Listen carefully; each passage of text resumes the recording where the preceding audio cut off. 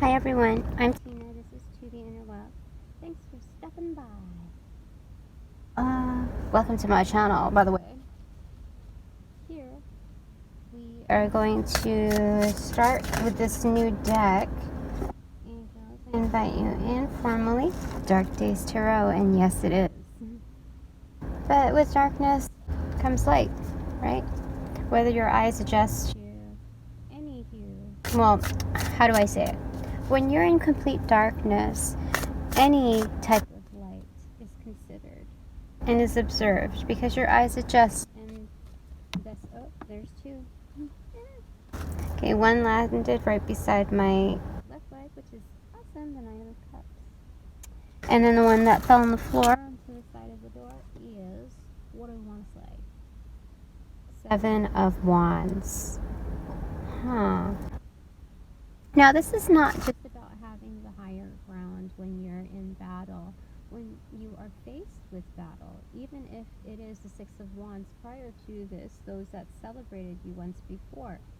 Oftentimes, you see that even with arch enemies or arch enemies, let's say Magneto and Professor X, that there always is like a deep-rooted relationship which originated as friendship.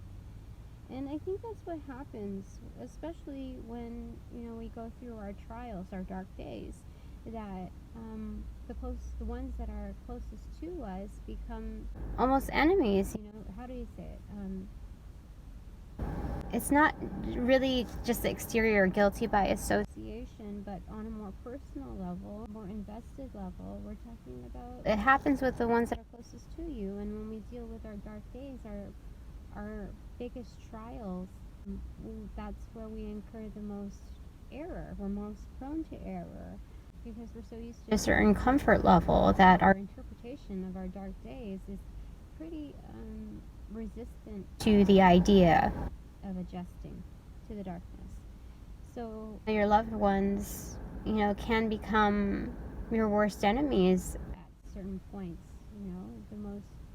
The biggest obstacles, especially when you lose someone in the family and or it just falls apart in some essence. So, I think everyone goes through that at some point in their lives, whether in childhood being their immediate family or in adulthood developing on their own 2 feet.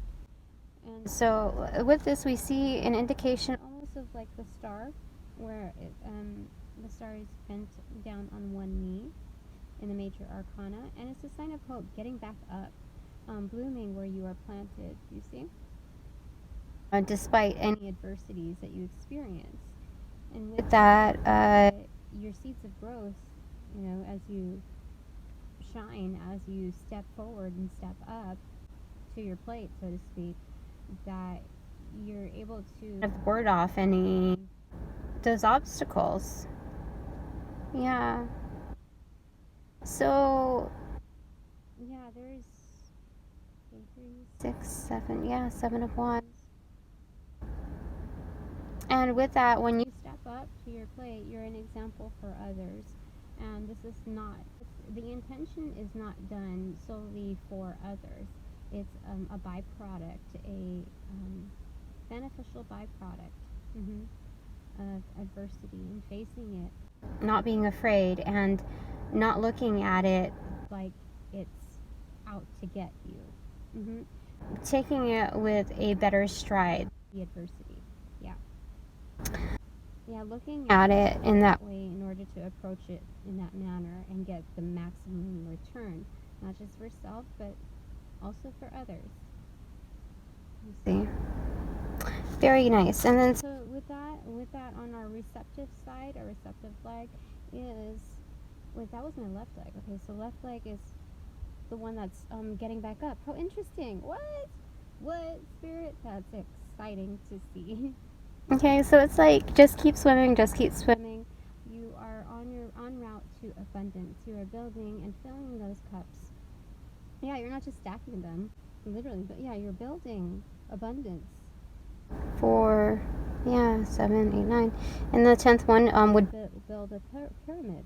10th cup is like legacy, equivalent to the 10 of Pentacles. but within the emotional plane. What's not tangible, but equally as commendable, I guess. So, yeah, in the process of doing that. So because these cups are filled, these glasses are filled, they are so much more stable than, let's say, a house of cards built up. Interesting. So we have that. 6:23 on the clock. And elemental energy. So that's the mermaids or mermen. And each one to his own. Because I see an apple in a glass. Stars, hearts. Yeah. Is there anything else you want to tell us, angels? How great is this? This is so wonderful. I wasn't sure what to expect out of these cards. I didn't shop hard on them. They were one of those independent decks. Oh, there's one.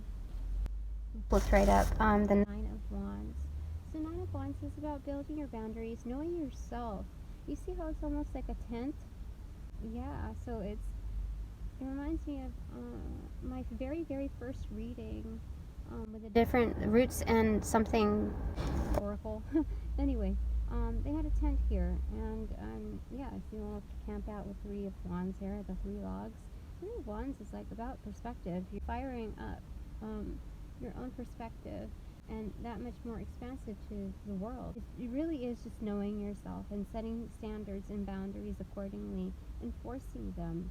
Not just saying that you're going to do it and putting it at the back of your list, but formalizing it, integrating it into your life, that's what sparks you. And that is in alignment with your goals, your perspective, your outlook, what you expect in return. Well, expect is a harsh word. A very forceful word. But this is really seeing the world in a way that whatever you invest is bound to return. Energy is never wasted, and to look at it in that aspect and approach it with your best foot forward is always going to be beneficial for any recipient of this energy, as well as the doer. So you are on both sides. We are on both sides. How cool is that? We have the Three of Swords in the background with the 3 birds.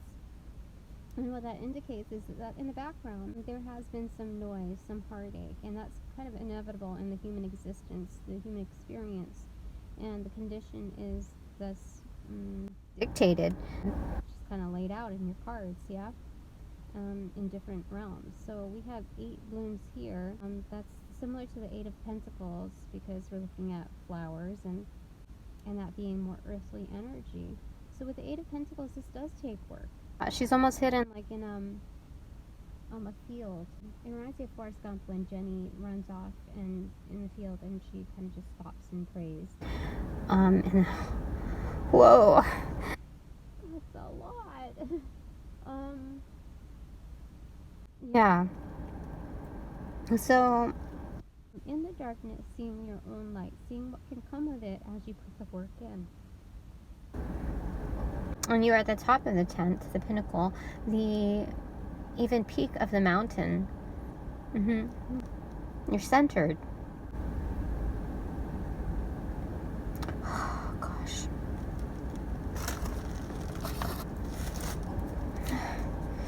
I had a hard time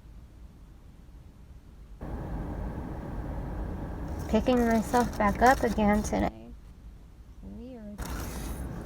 But it's okay. It's part of the territory. And anyway, I just wanted to share some little tidbits with you.